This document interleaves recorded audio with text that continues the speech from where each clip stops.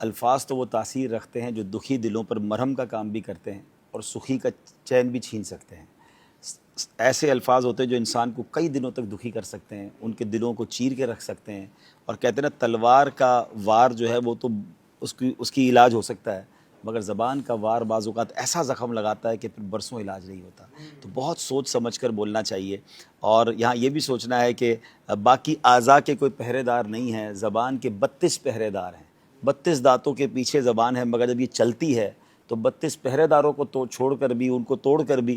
وہ کام کر جاتی ہے کہ بعض اوقات گھر ٹوٹ جاتے ہیں، خاندان برباد ہو جاتے ہیں۔ اور بڑا پیارا جملہ امیر علیہ سنت سے سنا کہ آپ کئی بار بول کر پچھتائے ہوں گے، خاموش رہ کر شاید آپ نہیں پچھتائے ہوں گے، یار میں نہ کہا ہوتا تو اچھا تھا، یہ ایسا کیوں کہہ دیا، یہ جملہ نہیں کہنا چاہیے تھا، فلاں کو برا لگ گیا۔ تو اگر پہلے ہی سوچ لیا جائے کہ میں کیا بولنے جا رہا ہوں، جیسے آپ نے فرمایا ایکچولی یہی وہ چیزیں ہیں جو پہلے تو تکار ابے تبے، اور ایک وقت آتا ہے پھر بدتمیزی پر انسان اتر آتا ہے، پھر اس کو احساس ہی نہیں ہوتا، اس کو لگ رہا ہوتا میں نارمل بات کر رہا ہوں۔ کچھ لوگوں کی زندگی میں سلینگ ورڈز جو ہیں وہ نارملائز ہیں، ان کو لگتا ہے تو نارمل سی بات ہے، لیکن وہ کسی مہذب محفل میں بیٹھتے ہیں تو وہ ایک جملہ باقی سب کو چونکا دیتا ہے کہ یار یہ کیا بات کر دی انہوں نے۔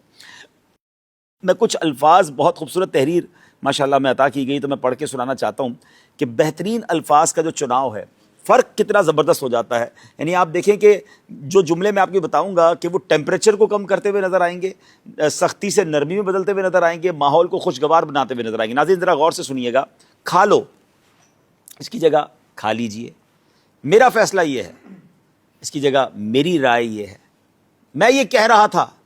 اس کی جگہ میں یہ عرض کر رہا تھا، مجھے تم سے کام ہے اس کی جگہ مجھے آپ سے کام ہے، آپ کو یا پھر آپ کو تھوڑی سی زحمت دینی ہے۔ اندھے اگر کوئی ہے بھی تو اس کو نابینا بھی تو کہا جا سکتا ہے نا، بوڑھے کی جگہ بزرگ کا لفظ استعمال کیا جا سکتا ہے، فلاں مر گیا اس کی جگہ فلاں کا انتقال ہو گیا، کیوں آئے ہو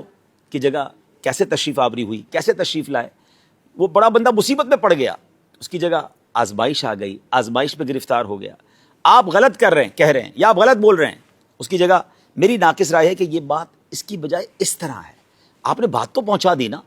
پہلے یہ غور کر لیں کہ ہم بات پہنچاتے ہوئے، بات کرتے ہوئے سامنے والے کو ذلیل کرنا چاہ رہے ہیں، یہ سامنے والے کو اپنی بات اچھے انداز میں پہنچانا چاہ رہے ہیں۔ اس طرح شوگر کوٹڈ کر کے بھی تو بات کی جا سکتی ہے نا۔ اچھا آپ میری بات سمجھے نہیں ہیں، یہ بھی ایک جملہ ہے اور لوگ نارملی کہتے ہیں تمہیں سمجھ ہی نہیں آتی، اس کی بجائے اگر یہ کہہ دیا جائے کہ شاید میں اپنی بات آپ کو سمجھا نہیں پایا ہوں، look at the way transfer, آپ کی بات پوری ہو رہی ہے لیکن کتنے اچھے پیرائے پہ ہو رہی ہے۔ تو اللہ اکبر، اگر یہ آپ کرنا شروع کر دیں گے نا اور اس پہ غور کرتے جائیں، اور الحمدللہ آج کے دور میں ہم جب دعوت اسلامی کو دیکھتے ہیں، پھر خاص طور پہ امیر اہل سنت کا الفاظ کو چناؤ دیکھتے ہیں، تو شاید وہ تو کسی ڈکشنری میں بھی نہیں ملتے، وہ ایسے ایسے الفاظ ہیں اور اس کی ایسی ایسی مثالیں ہیں، اور خاص طور پہ جب ادب کے مقام کے بارے میں آپ ذکر فرماتے ہیں، اور پھر تو وہ الفاظ کا وہ چناؤ ہے کہ جو بندہ کہیں سے بھی نہیں ڈھونڈ سکتا۔